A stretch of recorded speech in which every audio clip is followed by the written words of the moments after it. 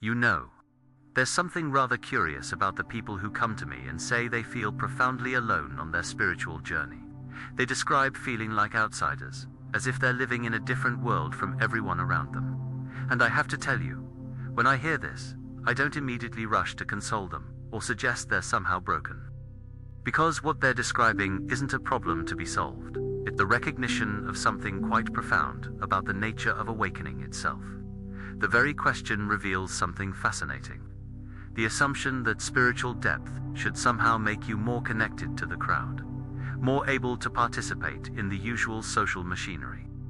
But here's what's actually happening when consciousness begins to awaken to itself. When you start seeing through the conventional agreements about what life is supposed to be, you naturally find yourself in a different relationship with the world. Not better, not worse, just fundamentally different. Let me put it to you this way.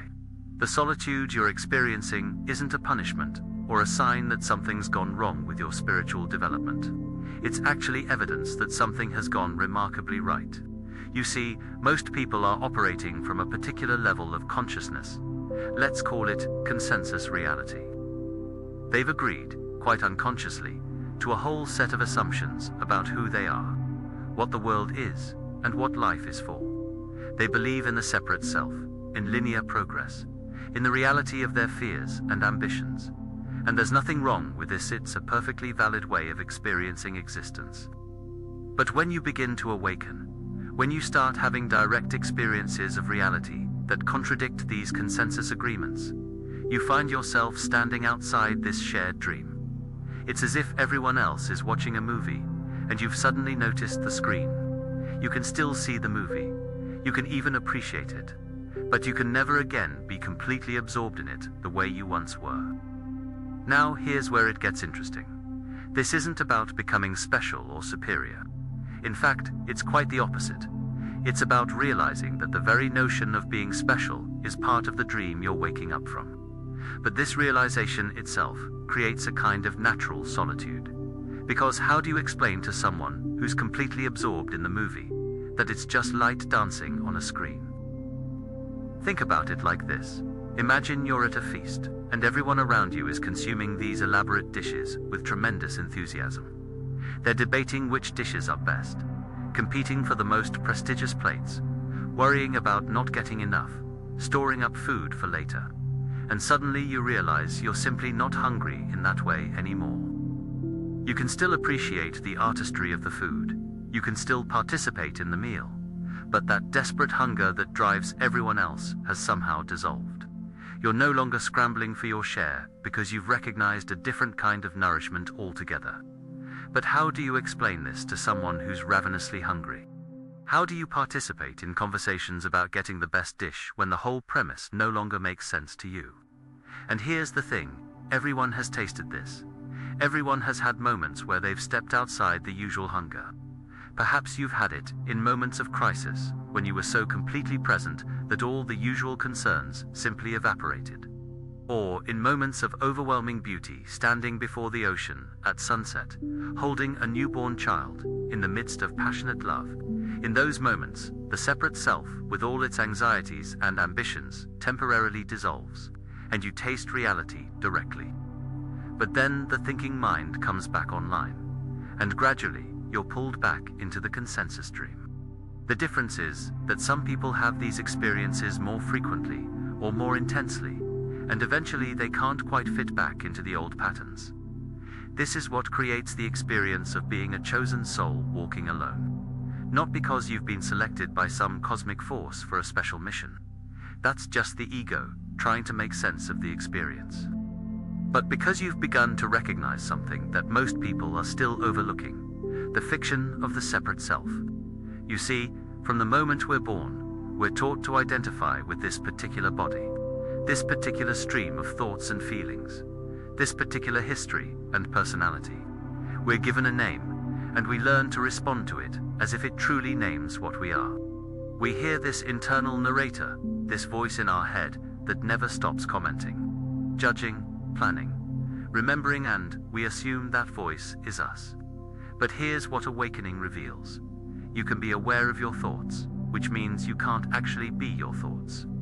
You can observe your emotions, watch them arise and pass away, which means you can't be your emotions. You can feel sensations in your body, which means you're not identical with your body. So what are you? You're the awareness itself, the consciousness in which all these experiences appear. Not a special awareness that belongs to you, but the fundamental awareness that precedes and includes the very concept of you. And this recognition, this shift in identity from the separate self to awareness itself, naturally creates a sense of solitude. Because most people you meet are still completely identified with the character they're playing. They believe they are their autobiography, the story of what happened to them, their successes and failures, their wounds and triumphs. And when you try to interact from the perspective of awareness rather than character, there's often very little to talk about. It's not that you're better than them, it's that you're coming from a different dimension of being altogether. Let me give you another way of looking at this. Notice how right now you're aware of reading these words, but you're also aware of the sensation of your body, the sounds around you, perhaps some thoughts commenting on what you're reading. All of this, the words, the sensations, the sounds, the thoughts, they're all objects arising in awareness. But the awareness itself isn't an object. You can't see it, or touch it, or think it. Now, that awareness, that's what you fundamentally are. Not the thoughts, not the body, not the personality, but the space in which all of that appears. And when you begin to rest in that awareness, when you recognize yourself as that, rather than as the bundle of thoughts and feelings and history, you find yourself in a profoundly different relationship with existence. The usual motivations that drive human behavior, the need for approval, the fear of rejection, the pursuit of pleasure, the avoidance of pain, they're all still present, but they're no longer in the driver's seat. And this is where the solitude becomes pronounced, because the social world is largely built around these motivations. People bond over shared fears, shared ambitions, shared stories about who they are and what life means. When these motivations lose their grip on you, when you're no longer fundamentally driven by the need to become something or avoid something, you find that most social interactions are based on premises you no longer accept. It's not that you can't participate in conversations about careers or relationships or politics. You can, and you probably do. But there's a part of you that's watching the whole dance from outside, and that part can't quite engage with the urgency and seriousness that others bring to these topics. Because you've seen that all of it, every bit of the human drama, is ultimately a play of consciousness, exploring itself through infinite forms. Here's another dimension to this. When you recognize yourself as awareness, rather than as a separate self, you simultaneously recognize that everything else is also an expression of that same awareness. The tree outside your window, the person sitting across from you, the conflict in the news, all of it is consciousness taking form, playing hide and seek with itself. This recognition fundamentally changes how you relate to others. You can no longer see them as truly separate from you, because you've recognized that the boundary between self and other is conceptual, not actual. When you breathe in, the air becomes you. When you eat an apple, the apple becomes you. Where, exactly, is the boundary between you and the world? You see, this body you call yourself is really just a temporary pattern in the flow of the universe. The atoms in your body right now will be somewhere else next year. The consciousness looking through your eyes is the same consciousness looking through every pair of eyes. You're not a separate wave trying to make its way through the ocean. You're the entire ocean expressing itself as this particular wave. But recognizing this intellectually is one thing. Actually living from this understanding is something else entirely. And when you begin to live from it, you naturally find yourself somewhat apart from the consensus reality, because that consensus is based on the assumption of separate selves competing for limited resources, trying to survive and thrive in a hostile universe. When you see through that assumption, when you recognize that you're not a separate wave, but the ocean itself, the whole game changes. You're no longer trying to get somewhere or become something, because you've recognized that you're already the totality expressing itself as this particular form. And that's a profoundly solitary realization, not because no one else has had it, but because it can't be shared in the usual ways. There's another aspect to this that's worth examining. The intelligence that beats your heart, that digests your food, that heals your wounds when you cut yourself. That's not your intelligence in the sense of something you consciously control. It's the intelligence of the universe itself, expressing through this particular organism. The same intelligence that grows grass, that transforms caterpillars into butterflies, that arranges atoms into stars and galaxies. And here's the remarkable thing, that intelligence is also what's producing your thoughts, your decisions, your actions. You're not doing it, it's doing you. The thought arises spontaneously, without your conscious effort. The next word you speak appears in your mind, without you having to search for it.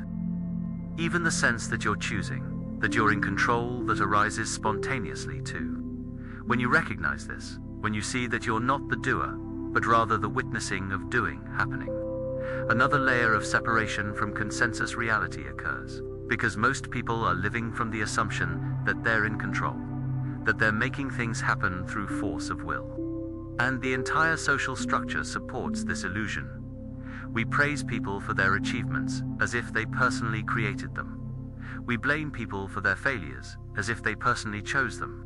But from the awakened perspective, it's clear that everything is arising spontaneously from the totality. There's no separate little person inside pulling the levers. There's just the universe doing what it does, through this particular form, in this particular moment. And that's both liberating and alienating liberating, because you're released from the burden of trying to control everything. Alienating because you can no longer participate in the usual conversations about free will and personal responsibility in the same way. Now let's talk about time, because this is central to understanding the solitude of the awakened soul. Most people are living almost entirely in mental time, in memories of the past or anticipations of the future. They're rarely present to the actuality of this moment. Think about it. When was the last time you experienced the past? You can't, because it's not here. When was the last time you experienced the future? You can't, because it hasn't arrived yet. The past is a present memory. The future is a present anticipation. But both are happening now. Life only happens now. This breath, this heartbeat, this moment, that's all there ever is. But the thinking mind lives in time. It's always comparing this moment to past moments, always projecting into future moments, always trying to get somewhere other than here, sometime other than now. And when you begin to rest in the present moment, when you recognize that now is the only time there ever is, you find that most human activity is an attempt to escape from now into an imaginary better moment. People are working at jobs they don't enjoy, to earn money for a future they imagine will make them happy. They're maintaining relationships not out of present joy, but out of fear of future loneliness. They're pursuing goals not because the pursuit itself is fulfilling, but because they believe achieving the goal will finally make them complete. All of this is a flight from now into an imaginary then. When you stop fleeing from now, when you discover that peace and fulfillment are only available in the present moment, you naturally stop participating in this collective flight. And that creates a kind of solitude, because most social bonding happens through shared dreams of a better future or shared complaints about the inadequacy of the present. But here's what's beautiful about this solitude. It's not loneliness. Loneliness is the feeling that something's missing, that you should be with someone but you're not. The solitude I'm describing is more like wholeness, like completeness. Because when you recognize yourself as awareness, rather than as a separate self, you realize you already contain everything. You're not looking out at the world from behind your eyes. You're the space in which both the eyes and the world appear. In this recognition, aloneness is revealed to be all-oneness. You're not separate and isolated. You're the totality experiencing itself from this particular perspective. And from this understanding, a different kind of relationship becomes possible. Not relationship based on need, on trying to complete yourself through another, but relationship based on the recognition that we're already one, playing at being two. This is why awakened souls often walk alone, because they're avoiding relationship, but because they can't find many others operating from this level of understanding. The usual social currency doesn't work anymore. small talk feels impossibly trivial. Complaints about life's circumstances seem beside the point when you've recognized that you're not the character in the story, but the awareness reading it. And yet, there's a profound acceptance in this solitude. Because when you're resting in awareness, when you've recognized your true nature, you're no longer trying to change your circumstances. The solitude is fine. The company is fine. The success is fine. The failure is fine. Not in a passive, defeated way, but in the recognition that all of it, absolutely all of it, is the dance of consciousness. And you're the dance, not the dancer. There's another dimension to this that's rarely talked about. When you awaken to your true nature, you become like a mirror. You reflect back to others what they're projecting, but you don't take it personally. Someone is angry, you see the anger. You might even feel compassion for the suffering that anger represents, but you don't identify with being the target of it. Someone loves you, you receive that love, but you don't need it to feel complete. This quality of being present without taking things personally, of being responsive without being reactive, is both liberating and lonely-making. Because most relationships are based on mutual reactivity, on the drama of personalities clashing and connecting. When you're no longer reactive in that way, when you're no longer feeding the drama, people often don't know what to do with you. You're like a still pond, and people are used to throwing stones and watching the ripples. When the pond stops making waves, when it simply reflects back whatever's offered without adding to it, the usual games don't work anymore. And this can be confusing, even threatening, to those who are still identified with their personality and its dramas. But let me be clear, this isn't about becoming passive or emotionless. Awakened awareness is actually far more sensitive, far more alive than the defended ego. When you're no longer protecting a self-image, when you're no longer trying to maintain a particular identity, you're free to respond authentically to each moment. Joy can be experienced more fully because you're not worried about losing it. Sadness can be felt completely because you're not identified with it as my sadness. Pain still happens, the body still feels sensation, the mind still experiences difficult emotions, but suffering, which is the resistance to pain, which is the story about how the pain shouldn't be happening, that diminishes significantly. Because suffering requires the belief in a separate self, that things are happening too. When you recognize that you're the space in which pain appears, rather than a person having pain, the whole experience transforms. This is what makes the solitary path so profound. You're discovering that you're not who you thought you were, that life is not what you thought it was, that everything you've been seeking is already present. But you're making this discovery in a world where most people are still seeking, still identified with the seeker, still operating from the assumption that fulfillment is somewhere else, sometime else. And here's the paradox. The more deeply you rest in awareness, the more you recognize your unity with all things. Yet the more solitary your path becomes. Because unity can't be shared in the usual weight, can only be recognized. Two people can't be unified. They can only both recognize that they were never actually separate, but that recognition is individual, even though what it reveals is universal. Think of it like this. Imagine you're dreaming, and in the dream, you meet someone and try to explain to them that they're a character in your dream. They'll likely argue with you, defend their reality, maybe think you're crazy. Because from within the dream appears absolutely real. It's only when you wake up that you recognize it was a dream. And once you're awake, you can't convince the dream characters that they're dreaming. They have to wake up themselves. This is what the spiritual teacher encounters. You've awakened from the consensus dream. But most people you meet are still deeply absorbed in it. You can point, you can use metaphors and stories, but ultimately each person must wake up themselves. And that can't be forced or scheduled or achieved through effort. It happens when it happens, spontaneously, mysteriously, like a flower opening. So the chosen soul walks alone, not because they're special or superior, but because they're seeing what most people have not yet noticed, that you're not the wave, you're the ocean. You're not the thought, you're the awareness. You're not the character, you're the consciousness, playing all the characters. And this recognition, while it can be shared intellectually, can't be transferred. Each person must discover it themselves. But here's what sustains the solitary journey: the recognition that you're never actually alone. Because aloneness would require separation, and separation is the illusion you've awakened from. When you're resting in awareness, you're resting in what everything is made of. You're not an isolated consciousness trapped in a body or consciousness itself, temporarily identifying with this particular body.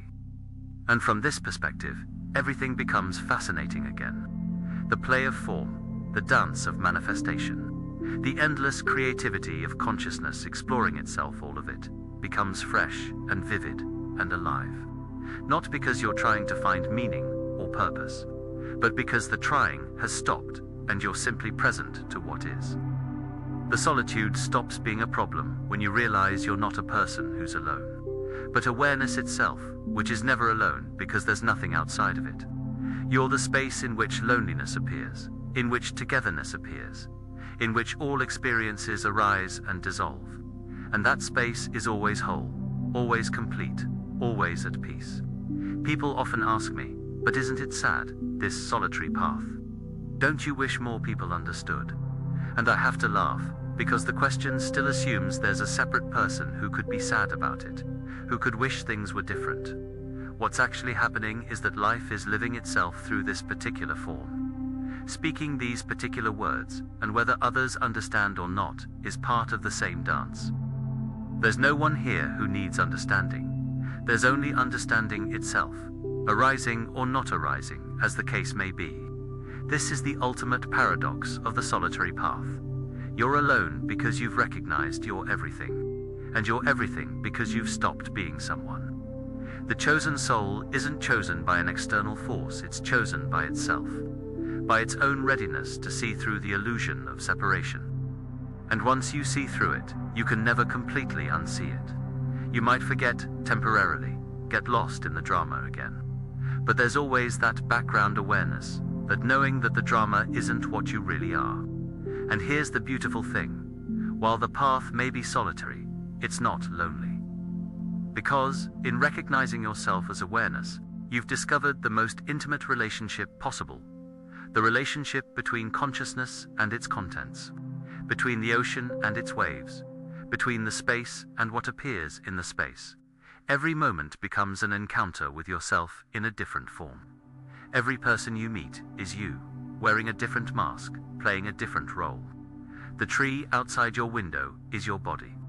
The stranger on the street is your face. The suffering in the world is your pain. The joy in the world is your celebration. Not metaphorically, but actually, because there's only one consciousness, appearing as many, playing hide and seek with itself, pretending to be separate so it can experience the joy of reunion. So yes, chosen souls often walk their path alone, but it's an aloneness that's full, that's rich, that's overflowing with the recognition of what you really are.